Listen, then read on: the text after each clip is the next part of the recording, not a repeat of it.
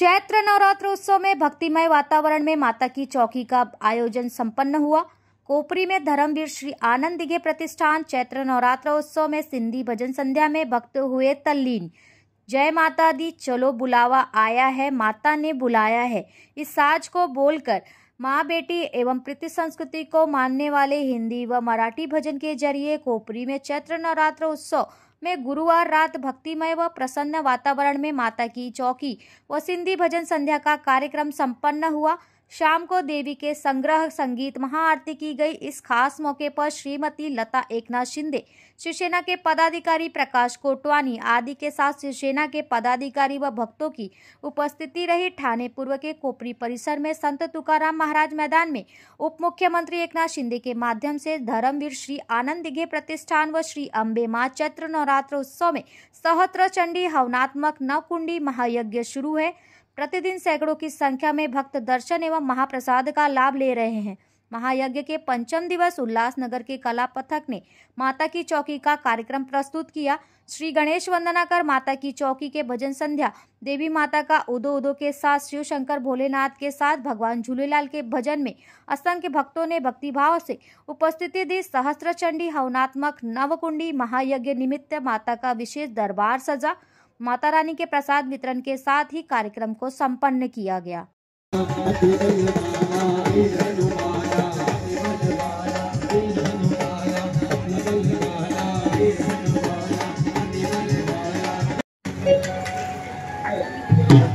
सभी बैठ जाएंगे। एक जोरदार जयकारे के साथ शुरुआत करेंगे। सभी हाथ खड़े करके सच्चे बात की जरा ताली बजाकर सच्ची जोत का स्वागत करें। जोरदार ताली बजाएं सच्चे दरबार की। आइए सच्ची जोत में नमन। जोत जले दरबार, जोत जले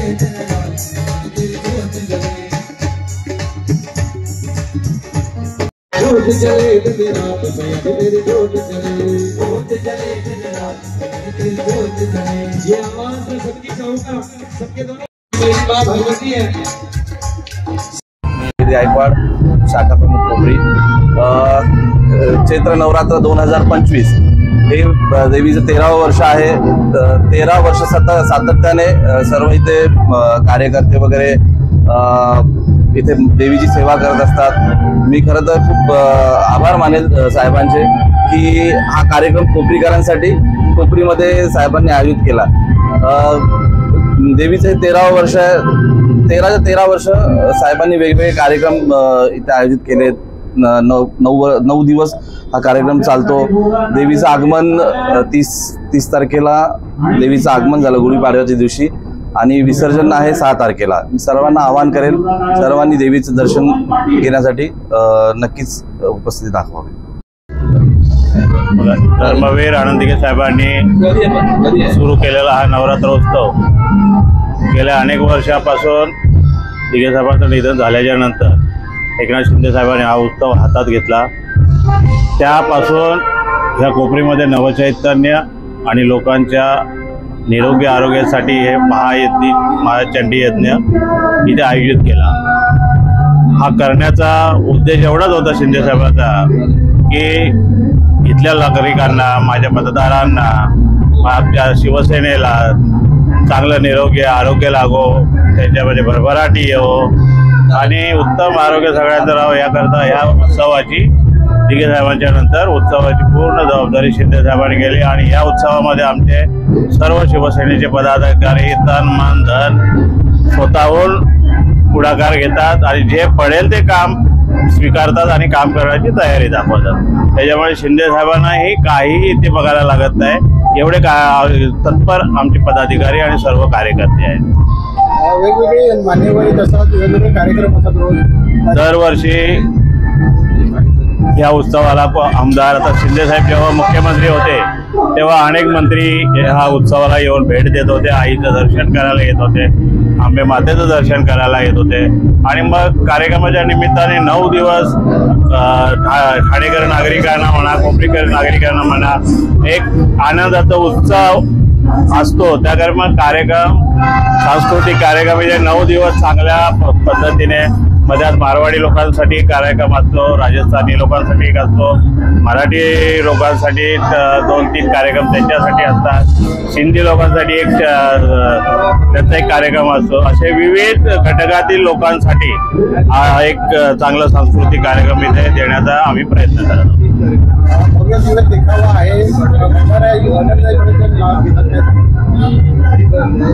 बरोबर आहे तुमचं म्हणणं. दरवर्षी भारतामध्ये जी देवस्थानं आहेत ती प्राचीन काळातील मंदिरं आहेत. त्या प्राचीन काळाच्या मंदिराचा देखावा या कोपरीकरांना बघता यावा, तिथे जाऊन बघताना येत नाही, परंतु इथे शिंदे साहेब तो देण्याचा पुरेपूर प्रयत्न करतात. त्याच्यामुळे त्याची प्रसिद्धी लोकांना आलेली दिसते.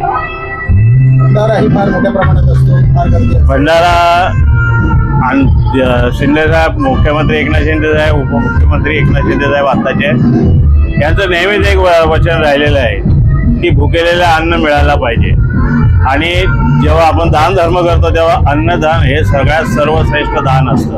म्हणून हे दोन्ही वेळेस सकाळी दुपारी आणि संध्याकाळी रात्री एक महाप्रसादाचं आपण वाटप करत असतो. त्याच्यामध्ये मग अन्न जे असतं ते परिपूर्ण अन्न आपण देण्याचा प्रयत्न करतो. शिंदे साहेब त्याच्यासाठी परिपूर्ण काळजी घेतात की कार्यक्रमाला म्हणजे कार्यकर्त्यांना ते आवर्जून सांगतात की कोणीही इथून उपाशी जाता कामा नये, त्याने या छत्राचा लाभ घेतलाच पाहिजे.